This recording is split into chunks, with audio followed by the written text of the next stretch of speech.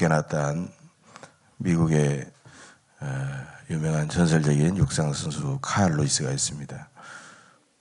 어떤 기자가 칼 루이스에게 당신은 단거리 경주를 육상 경기 훈련을 하면서 어떤 훈련을 가장 많이 하느냐고 묻자 칼 루이스는 스타트 연습이라고 그렇게 대답했다고 합니다.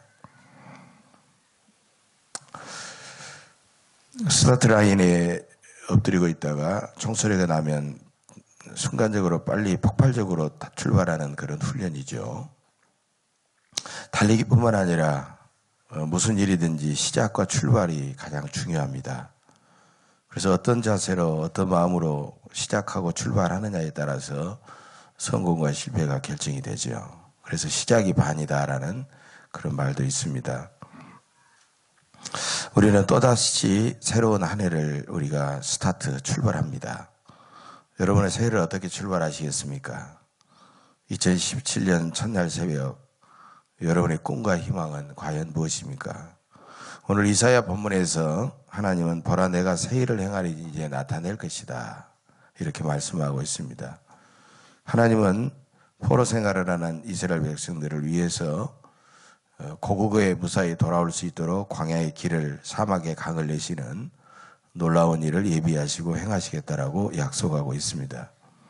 하나님은 분명 우리 자신들, 우리 예언교회 그리고 우리나라 이 나라 이 민족을 위해서도 반드시 사막의 강을 광야의 길을 내시는 놀라운 일을 2017년도에 이루어 주실 줄로 믿습니다. 그러므로 하나님께서 우리를 위해 새 일을 행하실 수 있도록 우리는 먼저 철저하게 하나님 앞에 새로워져야 됩니다. 첫째로 그리스도 안에서 나 자신이 먼저 철저하게 새로워져야 됩니다. 언제든지 새해 우리가 느끼는 주시는 귀한 약속의 말씀이 있죠. 고린도후서 5장 16절. 그런즉 누구든지 그리스도 안에 있으면 새로운 피조물이라. 이전 것은 지나갔으니 보라 새 것이 되었도다. 그리스도 안에 중생, 거듭남을 말하죠. 죄인이 의인으로 거듭나고 육적인 사람이 영적인 사람으로 거듭나고 자기 욕심대로 살던 사람이 주님의 뜻에 순종하는 사람으로 새롭게 거듭나고 변화되어야 된다라고 말씀하고 있습니다. 그렇게 변화되는 몇 가지 요인이 있는데 먼저 우리는 예수 그리스도를 통하여 새로워지는 것입니다. 우리는 그리스도의 영적인 유전자로서 예수의 사람으로 거듭나는 것이죠. 두 번째 우리는 성령의 능력으로 거듭나는 것입니다. 성령의 능력이 아니면 우리의 의지와 생각만 가지고는 거듭날 수가 없습니다. 그래서 우리는 늘 성령의 도우심을 간구할 수밖에 없습니다. 세 번째로 거듭나는 것은 역시 재창조의 사역입니다. 창조주이신 성부 하나님의 사역이라는 겁니다. 하나님 아버지의 뜨거운 사랑이 없다면 우리는 새롭게 거듭날 수가 없다는 것입니다. 그러나 여러분 거듭남 중생만으로는 여전히 부족합니다.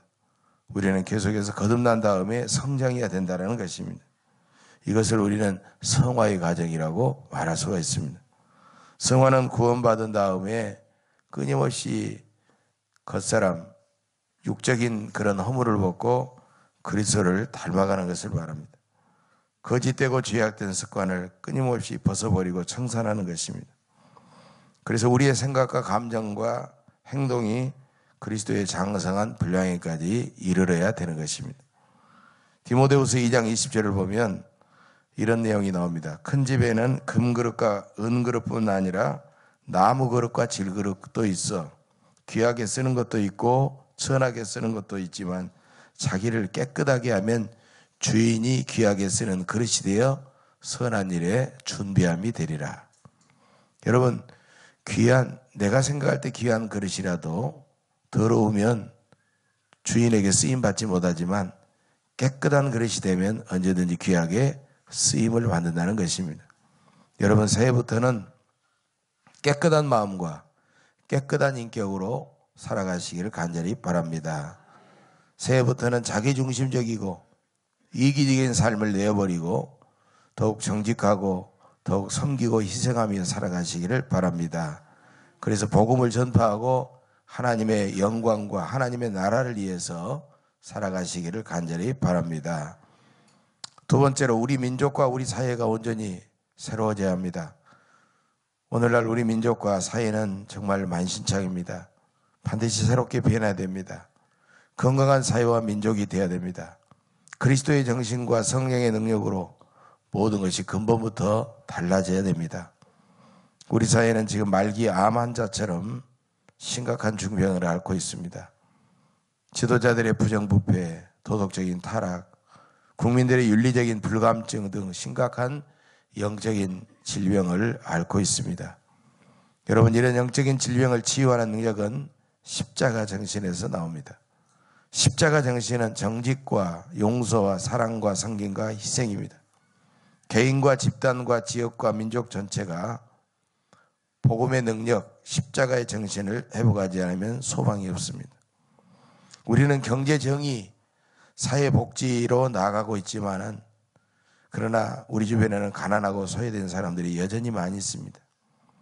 우리는 작게 생각하지 않고 따뜻한 마음을 갖고 그들에게 나아가서 그들을 어루만져 사랑해야 됩니다. 내가 살려고 너를 죽이는 그런 것이 아니라 내가 낮아지고 나를 희생하여 모두 함께 살아가는 십자가 정신이 필요합니다. 우리 사회는 용서와 화해, 사랑과 희생, 섬김과 봉사를 실천하지 않으면 정치개혁도, 구조조정도, 경제발전도, 사회안정도, 그리고 민족 통일도 달성하기가 어렵습니다. 십자가 정신이야말로 기독교 복음의 핵심입니다. 기독교 복음으로 우리 민족과 우리 사회는 온전히 새로워져야 됩니다. 세 번째로 그 무엇보다도 교회가 가장 먼저 새로워져야 됩니다. 교회는 그 시대에서 생명의 씨앗이자 양심의 보루이자 희망의 등대입니다.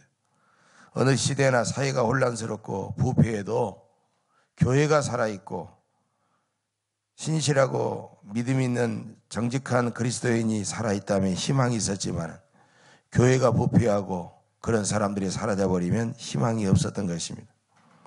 금년은 마틴 루터 종교개혁, 1517년에 일어났던 마틴 루터 종교개혁 딱 500주년이 되는 그런 해입니다.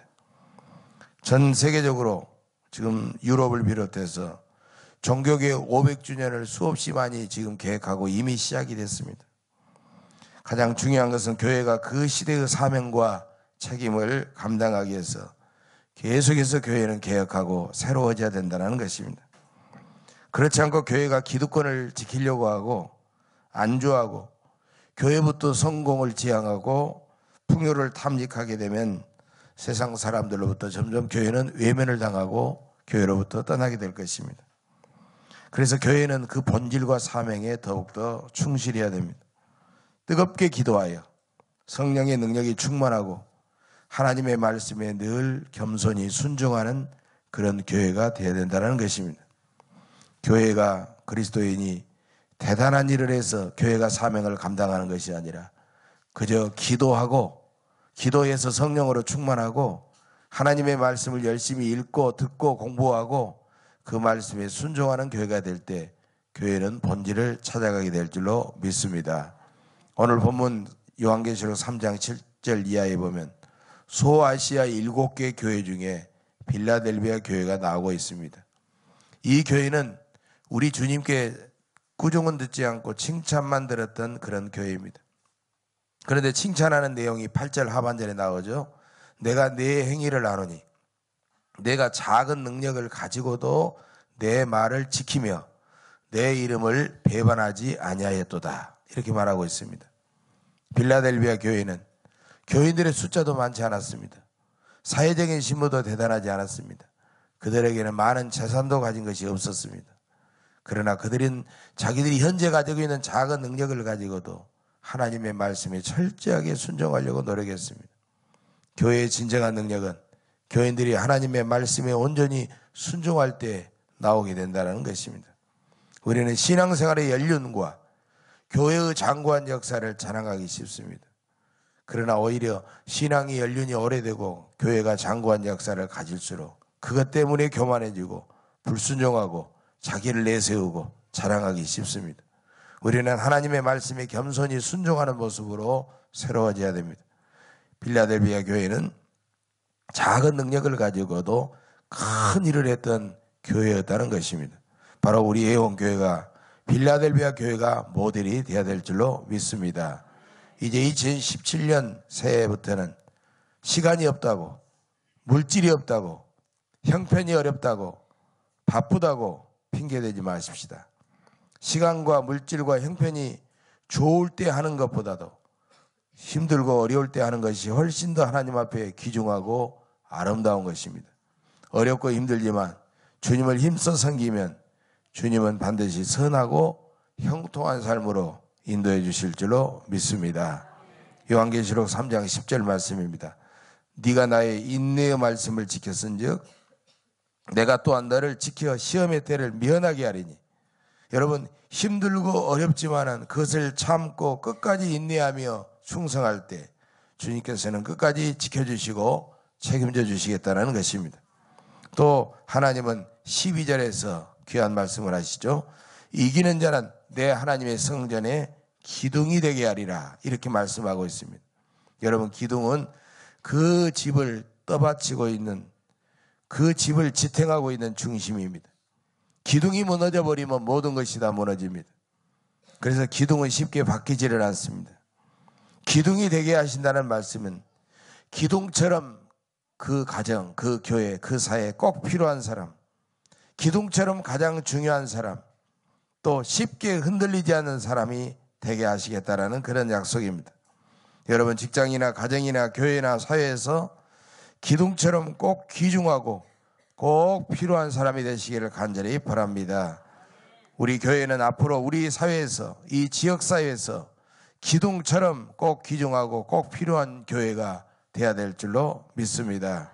사랑하는 교회 여러분, 새해는 우리 모두 힘을 합쳐서 더 새롭게 열심히 신앙생활을 하십시다.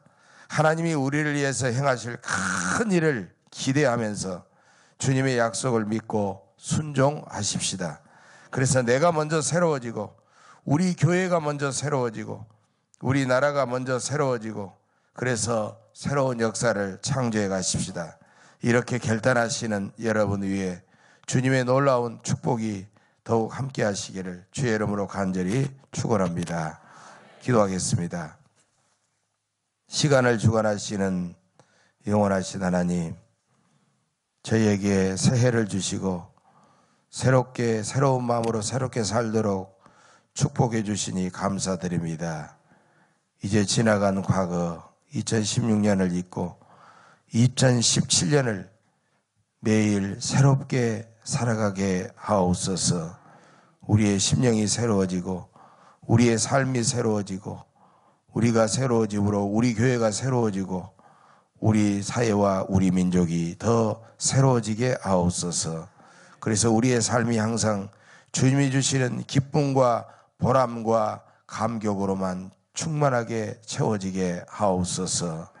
예수님의 이름으로 간절히 기도하옵나이다. 아멘.